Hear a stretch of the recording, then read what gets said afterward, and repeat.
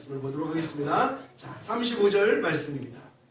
35절 말씀. 그날 저물 때에 제자들에게 이르시되 우리가 저편으로 건너가자 하시니 그들이 무리를 떠나 예수를 배에 계신 그대로 모시고 가매 다른 배들도 함께 하더니.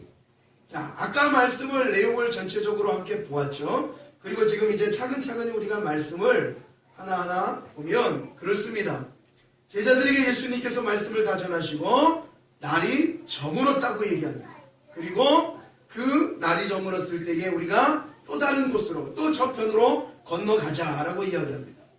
여러분, 그 날이 저물었을 때에 라는 말은 사실 유대인의 원력으로 보면 첫 시작을 얘기합니다.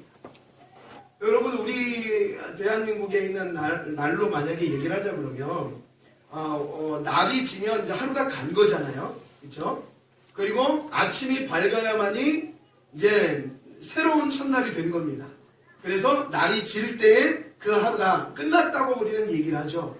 그런데 유대인의 원력으로 보면 날이 저물 때가 유대인은 하루의 시작입니다. 그래서 예수님께서 이 날이 저물 때에 또 한 번 우리가 저편으로 건너가자. 왜요? 날이 저물었다는 그 시간 속에 다시 이 어두운 다음에 다가오는 것이 무엇입니까? 밝아오는 새벽이죠. 밝아오는 새벽입니다.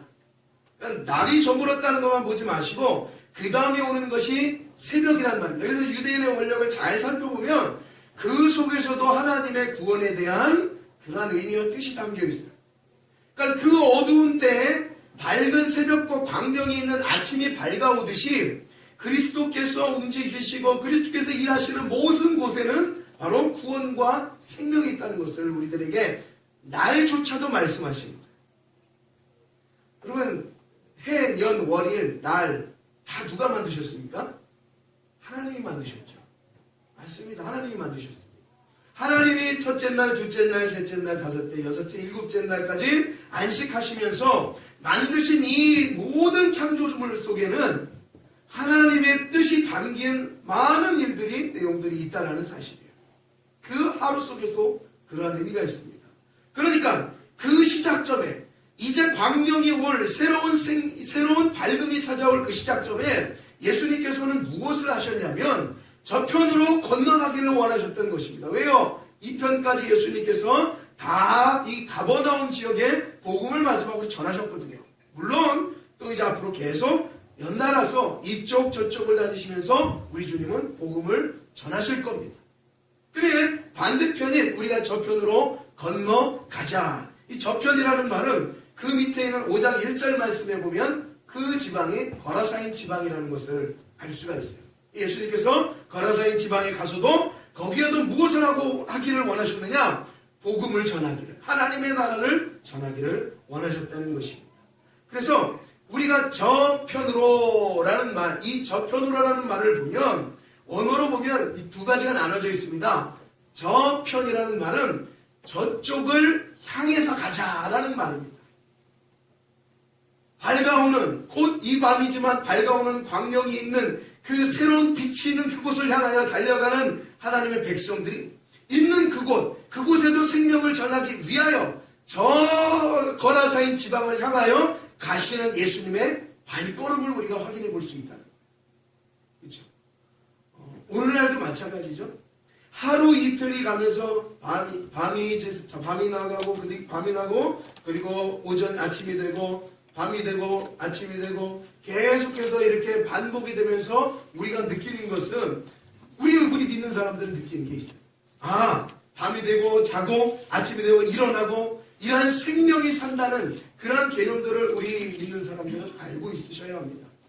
그리고 만약에 오늘날도 예수님께서 계셨다면 이쪽 저쪽을 다니면서 그곳을 향하여 복음을 외치는 그런 주님의 마음을 우리 믿는 성도들이 그 주님의 마음을 알고 있어야 합니다. 자, 역시 마찬가지로 그러셨어요. 자, 그렇게 예수님께서 저 건너편 거라사인 지방으로 가기를 원하는 마음으로 제자들한테 명령을 하시고 36절에 그 제자들이 예수를 배에 계신 그대로 모시고 그 배에 계신 그대로를 모시고 다른 배들과 함께 갈릴리 이 거라사인 지방을 향해서 가게 됩니다. 자, 배를 타고 가게 돼요. 한 정확하게 배의 대수는 나오지 않지만 중심에 예수님이 타고 계신 배가 있었고 그 다음에 다른 배도 함께 하였다라고 성경이 말씀하고 있습니다. 그런데 여기서 한 가지 더 짚어 나가야 할 부분이 있어요. 그게 뭐냐면 36절에 보시면 그들이 무리를 떠나 예수를 배에 계신 그대로 모시고 갔다라고 이야기합니다. 그대로 모시고 가매 다른 배들도 함께 따랐다고 이야기합니다. 그런데 우리가 이 말씀을 전체적으로 어떠한 말씀이 이 가운데 흐르고 있는지를 알기 위해서는 조금 더 원어를 보아야 할 이유가 있는데 그게 뭐냐면 성경에는 그 예수를 배에 계신 그대로 모시고 갔다고 표현하지만 사실 그건 우리나라 한글로 번역된 말입니다. 조금 더 원어적인 해석으로 보면 그 예수님이 말씀을 전하시고 그 말씀을 전하신 그대로 제자들과 사람들이 그 예수를 배에 태우고 데리고 갔다라는 표현이 더 정확한 말씀이에요. 예수님의 제자들이 이 예수님을 배에 태우고 데리고 그 명령은 따랐지만 그대로 거라사인 지방을 향해서 갔다라는 이야기예요. 자, 이 내용은 앞으로 40절, 41절에서 나오는 말씀과 연이은 말씀입니다. 왜 제자들과 사람들이 그 예수님을 데리고 다녔을까? 라는 의미예요. 자, 그것을 잘 여러분들이 일단 한쪽으로 생각해 놓으시고 봤으면 좋겠어요. 일단은 아무튼 이 제자들과 사람들이 이 배에 탄 사람들이 예수님을 배에 데리고 다녔습니다. 그 다음 말씀을 이제 보면 어떤 이유인지 이제 조금씩 밝혀지게 될 거예요. 자, 아무튼 배에 데리고 갔는데 37절에 보니까 드디어 일이 일어났습니다. 무슨 일입니까? 큰 광풍이 일어났다고 얘기합니다. 그리고 물결이 배에 부딪혀서 들어와 배에 가득하여졌다고 얘기합니다. 여러분 지금 이 배가 지나고 있는 갈릴리 바다는 위쪽으로는 헬몬산이라는 이 큰 산이 있습니다. 근데 이 산이 거의 1년 365일 얼음이 있는 추운 산입니다. 거기서 물이 내려오는 물이 굉장히 차갑고 아주 깨끗하고 좋아요. 그 헬몬산으로 내려오는 물을 받아내는 그 호수가 바로 갈릴리 호수입니다. 근데 이쪽 지방은 이 아래쪽에 있는 이 갈릴리 호수에 있는 지방에 있는 이 갈릴리 호수 바다라고 하고 호수라고도 하는 이 바다는 날씨가 그렇게 춥지 않아요. 온도가 따뜻합니다. 그래서 위쪽에 있는 찬 공기가 헬몬산에 있는 찬 공기가 때가 되면 시시때때로 이 갈릴리 지방으로 계속 유입이 되어져요. 그럼 여러분들 아시겠지만 따뜻한 공기와 찬 공기가 만나면 그때에 이 잔잔하던 바다가 풍랑을 일으키게 됩니다. 갈릴리 바다는 사실 예수님께서 성경을 통해서 일하시고 여러 가지 역사를 보여주시는 그 중심지에 있는 땅인데 그리고 바다인데 이 가버나움과 갈릴리 지역은요. 그리고 이 갈릴리 바다는 신학적으로 아주 중요한 의미를 우리들에게 말씀하고 이야기하고 있습니다. 자, 그래서 때로는 갈릴리 바다는 조용한 바다예요. 그러나 때로는 갈릴리 바다는 엄청나게 사납고 무서운 바다가 됩니다. 제가 바다 하면 여러분에게 지난번에 말씀드렸던 의미를 알고 계시죠? 바다는 성경에서 표현하는 바다는 대부분이 세상을 이야기합니다. 세상을 이야기해요. 그냥 이 갈릴리 바다가 때로는 아주 조용하고 잔잔하지만 그렇게 위에서 찬바람이 유입됐을 때에는 엄청나게 큰 광풍이 일어나는 것처럼 여러분 세상이 마치 그러하죠. 다 인정하시죠? 이 세상이 마치 불어닥치는 큰 광풍과 같다. 그래서 37절 말씀에 큰 광풍이 일어날 수 있었던 것입니다. 그리고 갈릴리 바다가 그렇게 작은 바다가 아니거든요. 사실은 바다가 아니고 호수인데 너무나도 크기 때문에 여러분 직경 이 이 폭만 해도 20km가 넘기 때문에 사람들이 바다라고 이렇게 계속해서 지칭하기도 하는 겁니다. 그 갈릴리 바다에 광풍이 일어났다는 거예요. 그 광풍이라고, 큰 광풍이라고 하는 것은 원어로 메가스, 라일랍스, 아레모스라는 말로 큰 바람과 폭풍이 불었다고 하는 거예요. 보통 바람과 폭풍이 아니었다는 겁니다. 예수님이 제자들과 함께 건널 때에 그 바다는. 자, 그랬을 때에 배에 물이 들어왔어요. 이들이 너무나도 급박하게 되었습니다. 그럴 때에 여러분, 38절에, 물론 그 당시에 이제 제자들과 사람들이 다 난리가 났겠죠. 죽음의 위협을 받으니까. 이때에 예수님께서는 뭘 하셨나를 한번 여러분들 확인해 보시기 바랍니다. 그러니까 이 말씀을 보면서 단순한 그 이야기식으로만 본다면 의미가 안 맞아요. 만약에 이러한 광풍이 갈릴리 바다 중심에 있는 이 바다 가운데 있는 배들에게 왔다면 예수님도 물론이고 사람들, 제자들도 물론이고 다 이 바다 때문에, 이 광풍 때문에 뭔가 큰 사단이 나오고 걱정거리, 두렵고 그래야 되는데 38절에 그것은 제자들은 그러고 있는데 예수님은 무엇을 하고 계셨냐는 거예요. 보십시오. 예수께서는 고물에서 베개를 베고 주무시더니 제자들이 깨우며 이르되 선생님이여 우리가 죽게 된 것을 돌보지 아니하시나이까 라고 말씀을 하고 있어요. 제자들은 지금 광풍 때문에 죽게 되었다는 겁니다. 이 험한 세상 속에서 당신의 백성들은 지금 죽게 되었다는 거예요. 큰 광풍이 일어나고 폭풍이 일어나고 태풍이 일어나서 그 두려운 바다 때문에 지금 내가 죽게 되었다는 겁니다. 그때 여러분들 주님은 뭐하고 계셨냐는 거예요. 주무시고 계셨어요.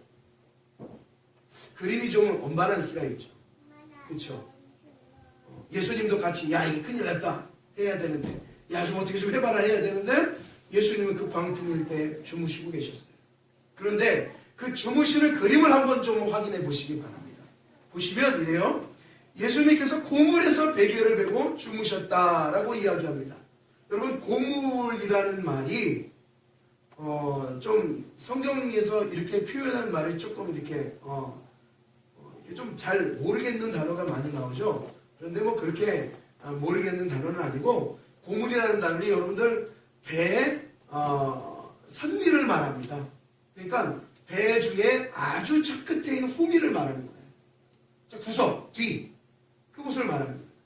예수님께서 그 배 끝에서 그 고물 뒤에서 베개를 베고 주무시고 계시는 거예요. 지금 뭐가 일어나고 있는데 태풍이 일어나고 풍랑 폭풍이 일어나고 있음에도 불구하고 예수님께서는 그 배 공문이 저 뒤에서 베개를 베고 주무시고 계셨다는 겁니다. 그런데 주무시더니 라는 말을 오늘은 조금 더 제가 좀 보면서 설명을 드릴게요. 왜냐하면 이 내용에 대해서 원어적인 의미를 보면 조금 더 깊은 내용을 발견할 수 있거든요. 그게 뭐냐면 오늘 본문 말씀의 38절에는 예수님께서 베개를 베고 주무시더니 라고 얘기하면서 사실을 얘기하고 있죠. 우리가 흔히 팩트라고 얘기하잖아요. 사실을 얘기하고 있어요. 지금 예수님 주무시고 계신다라고 얘기하고 있어요. 그런데 원어를 조금 더 보면 이것도 두 가지 단어가 합성해서 나온 말입니다. 주무시더니라는 말이 아니고 조금 더 이 주무시자와 더니자가 원어로는 나눠져 있어요. 그래서 주무시고 계셨다라는 말입니다.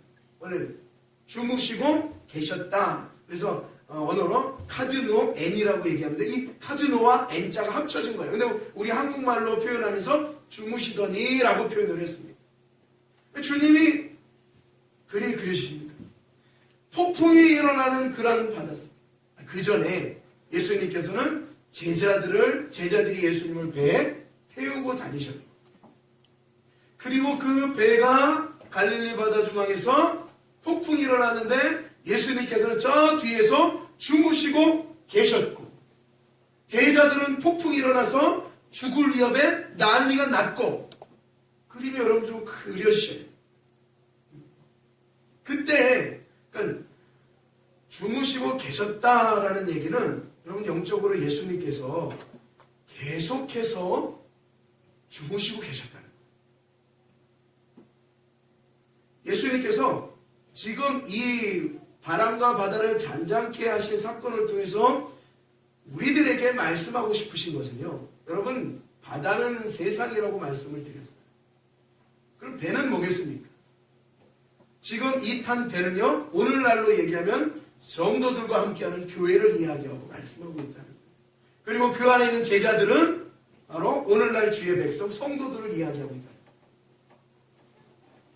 그런데 그러한 교회와 그러한 성도들이 예수님을 어디로 모셔놓고 다니느냐? 저 배 꽁무니 뒤로 모셔놓고 다니는. 그리고 자 보세요. 풍랑이 일어나니까 38절에 중반을 보십시오. 주무시더니 그 제자들이 뭐라고 얘기합니까? 제자들이 깨우며 이르되 선생님이여 우리가 죽게 된 것을 돌보지 아니하시나이까 하니 라고 얘기합니다.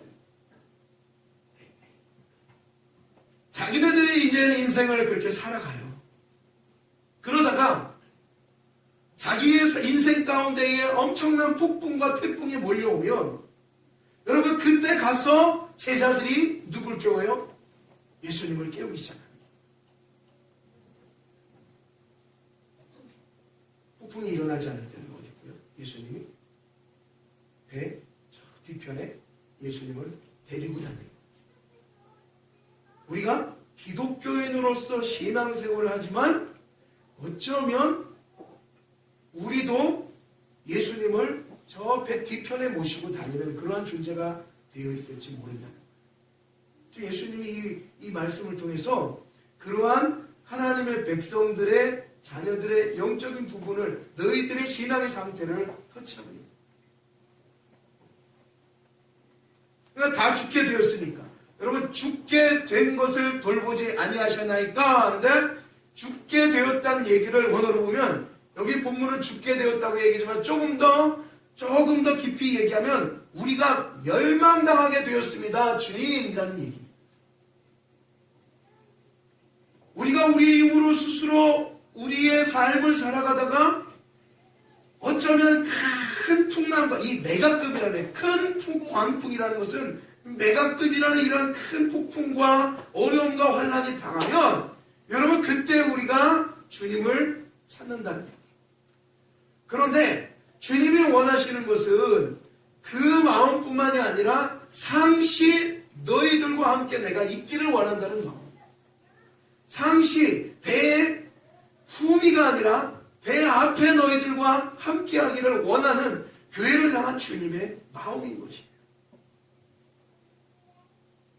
그러니까 조금 더 말씀을 드리면 38절에 제자들이 예수님을 깨우며라고 이야기하죠. 제자들이 예수님을 깨우며라고 이야기해요. 여러분 이 깨우며라는 이야기는요. 마가복음 이 마가만 이야기하는 이 마가복음에서 드러나는 아주 특징적인 의미가 있는데 뭐냐면 부활의 예수님을 이야기합니다. 부활의 예수님을 이야기해요. 그러니까 여러분 부활의 예수님은 누구만이 깨우실 수 있냐면 하나님만이 깨우실 수 있는 겁니다. 한번 잘 들어보세요. 부활의 예수님은 하나님만이 깨우실 수 있는 거예요. 하나님만이 예수 그리스도의 은혜를 통해서 우리 백성들에게 구원의 은총을 주실 수 있다는 거예요. 그런데 지금 누가 예수님을 깨우고 있습니까? 사람들이 예수님을 깨우고 있다는 거예요. 제자들이 예수님을 깨우고 있다는 거예요. 그 부활의 주님, 생명의 주님을 제자들이 깨우고 있다는 거예요. 왜 그렇죠? 죽음의 위기, 큰 광풍이 몰아치고 있기 때문에 그 생명 되신 주님, 그 능력 되신 주님을 그의 인생의 최고의 위치로 놓고 잊지 못하는 그 연약한 제자들의 모습을 이야기하고 말씀하고 있습니다. 그 믿음이 없었던 거죠. 자, 그때에 죽게 되었습니다. 왜 돌보지 아니하십니까? 여러분 이 부분까지만 보면 야 제자들이 예수님을 구세주로 믿구나. 모든 만물을 다스리는 그러한 만왕의 왕으로 믿고 왜 그렇게 우리를 돌보지 않습니까? 라고 얘기하는 것처럼 들릴 수 있어요. 그런데 그렇지 않다는 겁니다. 예수님의 옆에서 말씀도 듣고 또 가르침을 받고 했지만 여전히 그 제자들, 여러분 오늘날도 예수님의 말씀을 듣고 예수님과 함께 산다고 하고 예수님만 위해서 산다고 하지만 우리 크리스찬, 이 믿는 사람들의 삶의 모습은 어떤가? 늘 예수님은 저 배 뒷부분이에요. 한번 우리의 삶을 우리가 돌아보십시오. 과연 주님이 내 삶에 있어서 어느 부분 어느 자리에 있었는지. 어쩌면 우리가 또 그렇게 인생을 살다가 우리의 삶 가운데에 큰 광풍이 몰려오면 아버지 하나님께 그럴 거예요. 왜 이런 시련을 저에게 또 주셨습니까? 왜 이런 어려움을 우리에게 주셨습니까? 라고 그때에 그분께 달려갈지 몰라요. 그분께 외칠지 몰라요. 자, 그러한 인생에 있어서의 많은 백성들의 모습을 이 한 몇 절 안에 하나님께서 담기워 주셨다는 거예요. 우리들에게. 너희들의 마음이, 너희들의 상황이 이렇다. 자, 39절 말씀 보십시오. 그럴 때에 예수님께서 이렇게 얘기하십니다. 여기서부터 이제 그 제자들의 본 모습이 나오는 거예요. 예수님이 이렇게 얘기해요. 깨어 바람을 꾸짖으시며 바다더러 이르시되 잠잠하라 고요하라 하시니 바람이 그치고 아주 잔잔해져라 라고 이야기합니다. 맞아요. 이들이 예수님께 부르짖음으로 말미암아서 바람이 고요해지고 잔잔해졌다는 것입니다. 여러분 잠잠하라 고요하라는 이 단어는요 그 누구도 할 수 없는 단어입니다. 어디를 향해서 지금 외친 거죠? 광풍, 풍랑이 일어나는 그런 대자연의 섭리 속에 예수님께서 깨어서 일어나서 그들에게 명령을 하시는 거예요. 잠잠하라 고요하라. 여러분 그때에 만약에 그 자연이 말을 안 들었으면 어떨까요? 그런데 자연이 말을 듣습니다. 왜요? 예수님은 창세 때부터 함께 하나님과 계셨던 창조주의 성자 하나님이십니다. 바로 그분이 그가 나다 라는 것을 가르치고 계십니다. 지금 너희들이 배에 탄 그가 누군지 아느냐? 이 바람과 바다도 잔잔케 하시는 창조 때부터 있던 여호와 하나님, 성자 하나님, 나 예수 그리스도다 라는 것을 증거하는 거예요. 그런데 그 말씀을 듣던, 그 이야기를 듣고 그 예수를 주변에서 보았던 많은 사람들은 아직까지 그러한 믿음과 신앙이 없었어요. 그러면서 얘기하시죠. 40절에 이에 제자들에게 이르시되, 이게 우리의 마음입니다. 이게 교회들의 영적인 상태인 거예요. 여러분 주의 하나님의 말씀은 창세기부터 계시록까지 있는 모든 하나님의 말씀은요 다 과거성이 아닙니다. 다 현재성이에요. 앞으로 이제 이후에 우리 믿음의 후배들이 볼 성경 이 말씀도 그들에게 현재성으로 다가오는 거예요. 저 여러분들 지금 이 말씀도 마찬가지예요. 주님 우리에게 말씀하시는 거예요. 큰 광풍이 세상에서 몰려올 때에 그때에만 네가 찾는 내가 아니라